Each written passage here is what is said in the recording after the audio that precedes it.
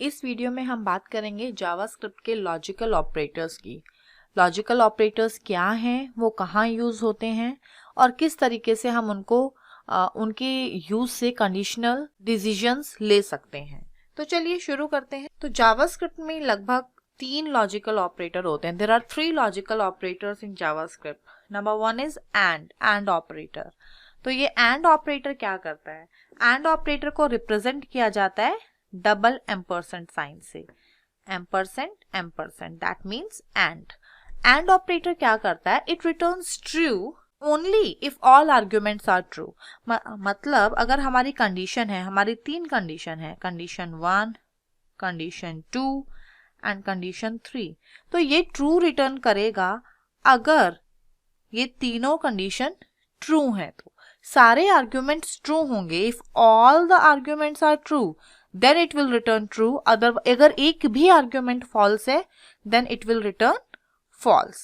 For example, अगर मैं कहूँ एक condition है हमारी name which is equal to say Amitabh, this is condition 1.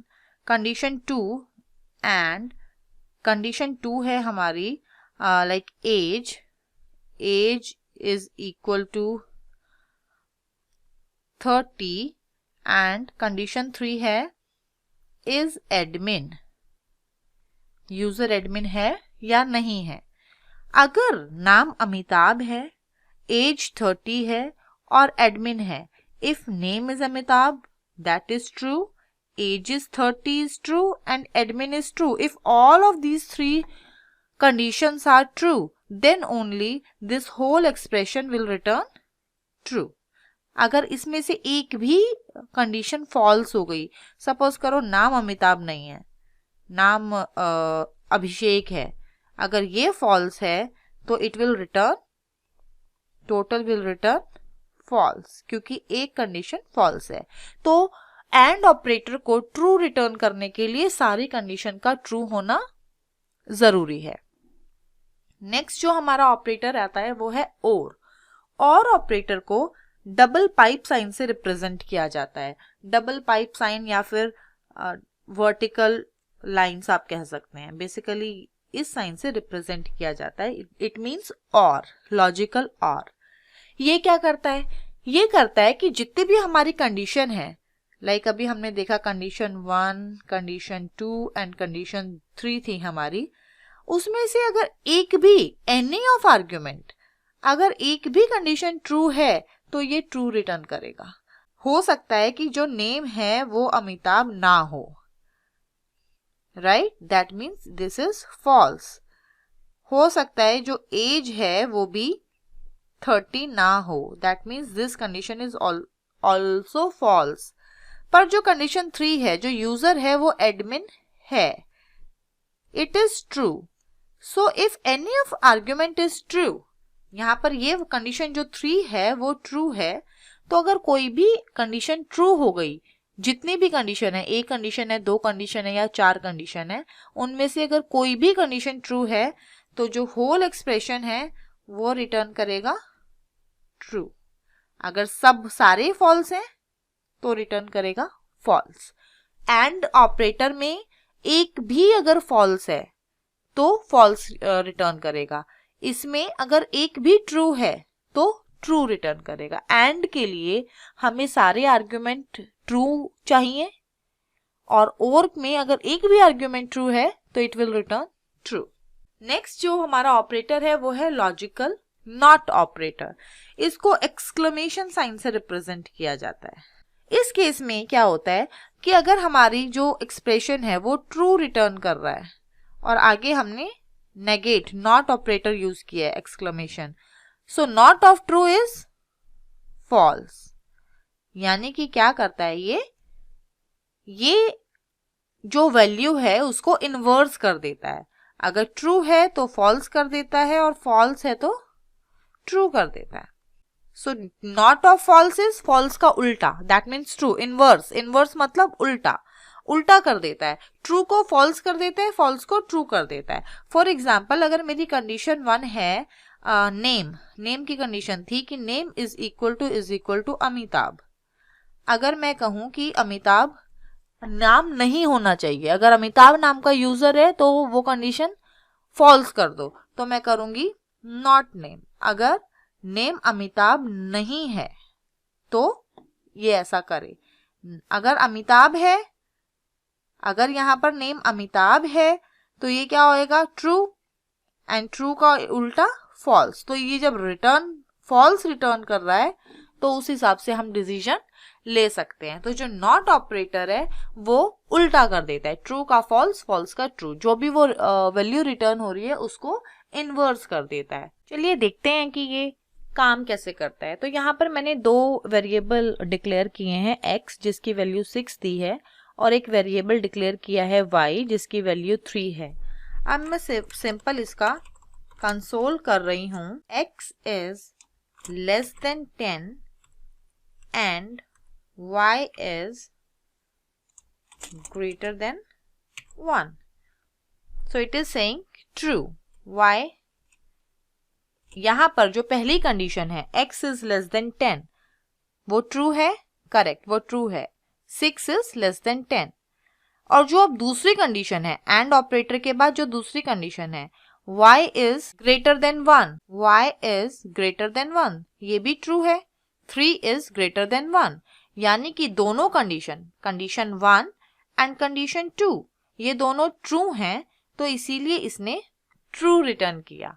अगर इसमें से एक भी कंडीशन फॉल्स होती, अगर मैं यहाँ पे लेस देन 1 करती, अब ये फर्स्ट कंडीशन ट्रू है पर सेकंड कंडीशन फॉल्स है, तो एक भी कंडीशन अगर फॉल्स है तो ये फॉल्स रिटर्न करता। So this is and operator. अब अगर मैं और ऑपरेटर की बात करूं तो और ऑपरेटर में अगर मैं कहूं कि मैं ही यही कंसोल कराती हूं x और y को लेकर ही, और मैं कहूं कि x is equal to 5 and y is less than 1 और may be y is equal to 5, x और y दोनों को 5 से कर रही हूँ। x 5 के इक्वल है, नहीं है, y 5 के इक्वल है, नहीं है, यानी कि दोनों ही फॉल्स हैं, फॉल्स एंड फॉल्स। तो ये क्या कर रहा है, एंड है अभी, तो ये फॉल्स दे रहा है। अगर मैं इसे और कर दूं तो भी ये फॉल्स देगा, क्योंकि यहाँ पर भी फॉल्स है, यहाँ पर भी फॉल्स है। आपको याद है और में क्या चाहिए, और में ट्रू के लिए मुझे कोई भी एक कंडीशन ट्रू चाहिए। तो अगर मैं यहाँ पर 5 की जगह 6 कर दूं तो ये ट्रू हो गया, क्योंकि यहाँ पर एक कंडीशन अब ट्रू हो गई है। या फिर मैं इसको ग्रेटर देन 5 कर देती, ग्रेटर देन 5, तो भी ये ट्रू है, क्योंकि एक कंडीशन उसको ट्रू मिल गई है। जो फर्स्ट कंडीशन है x is greater than 5, that is true. True और फॉल्स इज ट्रू। कोई भी एक अगर कंडीशन ट्रू है और के केस में तो वो ट्रू रिटर्न करेगा। और नेगेशन में मैंने आपको कहा था नॉट ऑपरेटर में कि वो उल्टा कर देता है। फॉर एग्जाम्पल अगर मैं यहां पर करूं कंसोल लॉग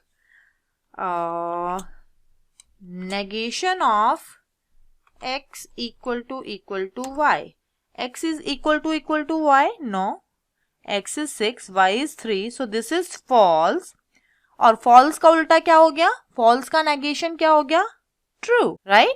तो इसने उसको negation को उसने उल्टा कर दिया। अगर ये true होता तो ये false हो जाता। x is not equal to y, that is true, x y के बराबर नहीं है, 6 is not equal to 3, और ट्रू का जो नेगेशन है, यहाँ पर जो ट्रू का नेगेशन होता वो हो जाता फॉल्स, ट्रू को वो उल्टा कर देता। सो फॉल्स को ट्रू बना देता है नेगेशन, जो एक्सक्लेमेशन मार्क है नॉट ऑपरेटर है, और फॉल्स को ट्रू बना देता है, ट्रू को फॉल्स बना देता है।